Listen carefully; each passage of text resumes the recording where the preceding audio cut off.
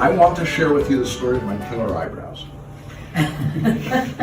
Oh, you laugh now. Wait. A couple of years ago, this other lawyer sent a woman to me, and she comes to me on a consult. She's going through a divorce, and she says, the mediation is perpetuating my husband's abuse of me. And inside I go, that can't be. Mediation doesn't do that. What do you mean? And so I meet with her, I talk with her. At some point we have several conversations with the mediator. Her husband was a big muckety-muck. That's a technical language. And she was, shall we say, a simple woman with a simple career. And every time her husband made a suggestion, the mediator went, well, that sounds reasonable. Why aren't you agreeing to that? And so I came into the case. I sent the husband a letter saying, dear so-and-so, your wife has retained me. By the way, I'm a mediator, I'm a collaborative lawyer, I'm a litigator. You can select, I want you to know that we're not giving up on the mediation process. We're happy to continue mediation or collaborative, whatever choice, pick the choice of your pleasure and we'll meet you. He hires another lawyer who's also a mediator, who's also a collaborative lawyer, who's well known in our circles. And I say to myself, wow, this is going to be the most fun case I've ever had.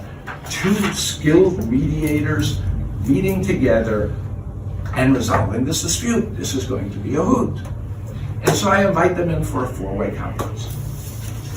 Well, this other lawyer's client can't be bothered. Okay, so we meet. It's like a Friday in the middle of the winter. I feel like there were storm clouds out. I have my office on the second floor, and it was sort of overcast. It felt like it was going to snow. And I've got my desk and my client sitting on that side, and the other lawyer sitting there. And all of a sudden, the other lawyer blows up at me. He starts insulting me and walks out with the sort of legal equivalent of, oh yeah, and you're fat and ugly too, and walks out and slams the door. And I'm like, I look at my client and I'm like, what did I do to provoke that? Because I know the other lawyers aren't crazy. They must have had a reason for doing that. There must have been, I'm like, I had to have done something to provoke such a response. And she goes, no, I was sitting there the entire time. You didn't do anything. I'm like, I must have done something. She's like, no. And I'm like, thank God my client was in the room. I can't imagine calling a client and saying the other lawyer just stormed out like, okay, Chaim, what did you do? Right? And more importantly, I have a job to do. I have this woman to represent. How do I get this back on track? And how do I resolve this case for her benefit? I can't worry about me and play this, oh, well, I'm upset and I'm offended and whatever. What do I do to bring this back? So I let it sit for a couple of days. And sometime in the middle of the next week, I call up opposing counsel and I sort of do everything I can to avoid the real big issue. Like, what a beautiful day we're having. Oh, are you going on any trips? Where are you going? What are you doing? How are your children doing? And I'm doing. And out of nowhere, he goes, Chaim, I really have to apologize. I'm really embarrassed of my behavior. I'm like, oh, don't worry about it, it's okay. And I'm like, what can we, what are we doing? Where are we going? And he's like, you want to know what offended me? And I'm like, oh, God, please. And I'm like, I know I must have done something to offend you, but for the life of me, I can't imagine what I did. And so you'd be giving me a great gift if you shared with me what it was that I did to offend you so that I know. And he goes, remember about 15 minutes before I stormed out, where I had floated a proposal, which was something like his client gets $1 million and my client gets nothing? He says, remember when I floated that proposal? I'm like, yeah.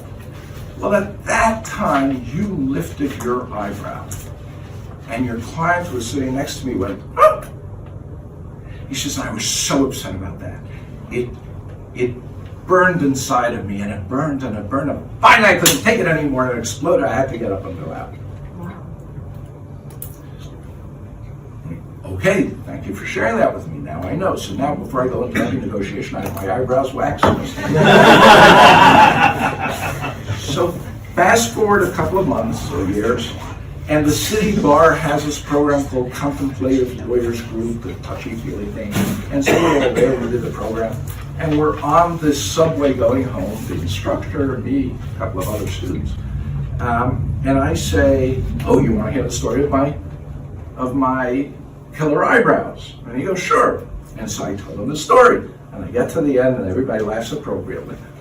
And the instructor waits a beat or two. He goes, you know what the truth is? I'm like, what you talking about? He goes, you know what the truth is? I'm like, what do you mean? He goes, when you lifted your eyebrow, what were you thinking? And I'm like, are you out of your blasted mind? And he goes, so you're mocking the other lawyer for responding inappropriately. It turns out he responded completely appropriately to what you said. You just didn't know that you said it.